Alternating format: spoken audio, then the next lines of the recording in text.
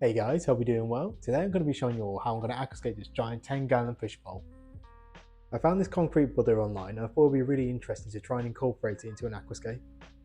So my idea is to create an ecosphere fish bowl with lots of fast growing plants. These fast growing plants will help to create a jungle kind of look which will help to blend the Buddha into the whole scape. Since we're going for an ecosphere setup, we're not going to have any CO2, no filtration and no fertilizers. I'm going to be relying on the fast growing plants to keep the water clean, well oxygenated and also to help prevent any algae outbreaks. So now you guys know what I'm going to be doing, I'm going to get started on the scape. So guys, this is my massive fish bowl. It's absolutely huge. I've never seen a fish bowl this big in my life. It's so big in fact I can put my head inside this fish bowl. I think I got a picture of this, so I'll put it in the video just so you guys can have a little laugh. So when I found this fish bowl online, I knew I had to buy it and create an aquascape. With it being 10 gallons, you kind of get a lot of freedom to choose what you want to do with it. All my other fish bowl aquascapes I use a lot of driftwood and rocks, so I wanted to try something a little bit different with this. I thought using the Buddha would be quite different and interesting, so let's see if we can create a scape around it. For the first layer of substrate, I'm going to be using Tropica base substrate. This base substrate will provide a good foundation for long healthy plant growth. I was told that this substrate is able to pull out nutrients from the water column, which makes them all available for the plant's roots. Another good thing about this substrate is that you don't need a lot of it, you only need about a 1 cm layer base of it. I like to use a paintbrush to evenly distribute the substrate around the bottom of the fish bowl. You kind of want to avoid having this substrate around the edges of the fish bowl as it kind of visually distracts you from the other layers of substrate. The next layer of substrate I'm going to be using is Tropic Aqua Soil. I had some of this left over from a previous scape, so I decided to use what I had here. This substrate has a grain size of around 2 to 3 mils, which makes it really good for long deep plant roots. Just like with the base substrate, I'm going to use the paintbrush just to evenly spread out the substrate across the fish bowl. I always find using the paintbrush makes it a little bit easier compared to doing it by hand. What I like to do with fish bowl setups is use some old substrate from the previous scape. There isn't a lot of nutrients available for the plants in the substrate, but there is a lot of friendly bacteria which is super useful in a bowl that has no filter in it. This is kind of like a seeding process, so all the friendly bacteria from the old substrate will eventually spread out and grow in the new substrate in the fish bowl. It's also a really nice way to recycle some old substrate and not let it go to waste. This also means you'll use less new substrate, which means you can save a little bit of money too. I've done this for a couple of my fish bowl aquascapes and I haven't had any problems with doing this. For the final layer of substrate, I'm going to be using Tropica Aqua Soil powder. The powder version has a grain size around 0.5 to 1 mil. This is really useful, especially when using foreground plants as they tend to have small delicate root systems. The smaller grain size will allow these plants to establish their root systems a lot quicker. Another benefit of using these aqua soil type substrates like this one from Tropica is that it lowers the pH of your water slightly. It will usually buffer the water to the pH of about 6.5, which is really good for plant growth and fish health too. As I showed you guys in the start of the video, I'm going to be using this concrete Buddha as the main focal point of this aquascape.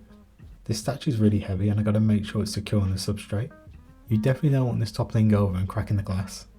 At the moment the Buddha statue doesn't look too big, but when you add water to this fish bowl you're going to see it's going to get a lot bigger. I'm just going to give the bowl a quick mist of water just to make the planting process a little bit easier. I always find it quite difficult to plant plants in a dry substrate. A little bit of moisture in the substrate will just help the plants to sit in there a little bit better. The first plant I'm going to be planting is Luguidia palustra super red. This is a relatively fast growing plant which will make it really good for this fish bowl. By using this fast growing stem plant it will help to take any excess nutrients out of the water and help prevent any algae outbreaks. You can already see in its immersed state this plant's pretty red, but if this plant was growing in a high energy setup the leaves will get even redder. I'm hoping in my setup this plant will stay pretty red and it will provide a nice little bit of contrast to all the green in the aquascape. The next stem plant I'm going to be adding is some Hydrophilus salmensis 53B. Just like with the Luguidia, this can be a fast growing stem plant too. When this plant matures it starts to have really nice long narrow green leaves. I'm hoping as this plant grows I can trim it off and then replant the cuttings just to make the area a bit more dense where I'm planting it right now. As you can see I haven't really got a lot of this plant to plant, so I need to try and make the most of what I got right now. I'm probably going to need to buy some more of this plant as I want to have a really high plant density as I start off this fish bowl. For the foreground I'm going to use my favourite carpeting plant, and that's Helerthium tellum green. If you guys see my other scapes on this channel I've used this plant quite a lot in my foreground. Personally I think this is the best foreground plant, it's so easy to look after and it grows really quick too. All you really need is good lighting and substrate and this plant will be super happy. As it grows it will provide a nice grassy texture in the foreground of the fish bowl. This along with all the other stem plants will help to create a nice overgrown jungle-esque kind of look to the bowl. So at this initial stage of planting I realised I didn't buy enough plants. I just need to do a few things before I pop out to my local fish shop. I'm going to give the bowl a quick mist of water just to keep the plants hydrated and stop them from drying out. Also, to keep the bowl from drying out, I'm going to cover it with some cling film while I go out to my local fish shop. Now that I've got some more plants, we can go back to planting the fish bowl. Earlier I kind of mentioned about having a high plant density as you start off an aquascape. Sometimes when you do set up a new aquascape, the substrate can leach excess nutrients into the water column. So by having a high plant density at the start of the aquascape, all these plants can use up the excess nutrients in the water column and help prevent any algae outbreaks. This means the plants will outcompete the algae for nutrients and stop it from growing. For this scape I wanted to try and grow an interesting plant I've never grown before. This plant is called Apongagita madagascarensis, also known as the Madagascan lace plant. As you can see, the leaves have a really nice lacy effect on them. Not many plants have this kind of leaf structure, so it makes it really interesting and contrasts well with all the other plants in the aquascape. Also, since this plant does have a lacy texture to it, the leaves are very delicate too. You need to be a little bit careful when handling this plant, otherwise you can damage the leaves pretty easily. Another unique thing about this plant is that it grows from a bulb. When you are planting this plant, you don't want to bury the bulb in the substrate, otherwise it's not going to grow.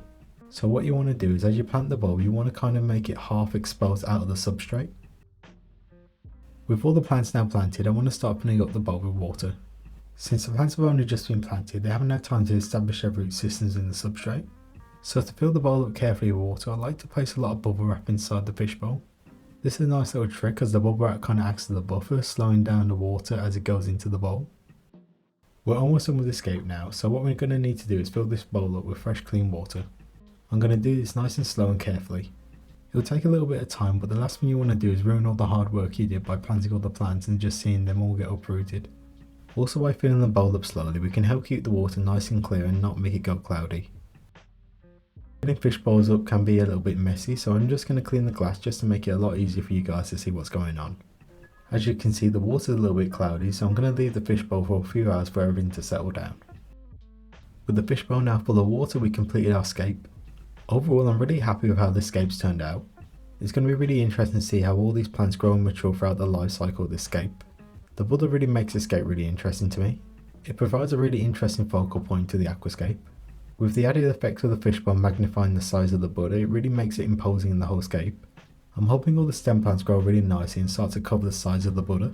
And as the Madagascan lace plant's leaves start to grow taller and broader, it will start to cover the surface of the water. I forgot to show you guys the floating plants I'm going to be using.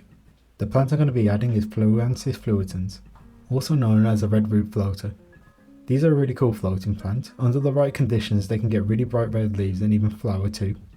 Floating plants are always a great addition for any aquascape. Since they can grow so quickly, they'll use up any excess nutrients in the water column and help prevent any algae issues. It also provides some visual interest for the top of your aquascape too.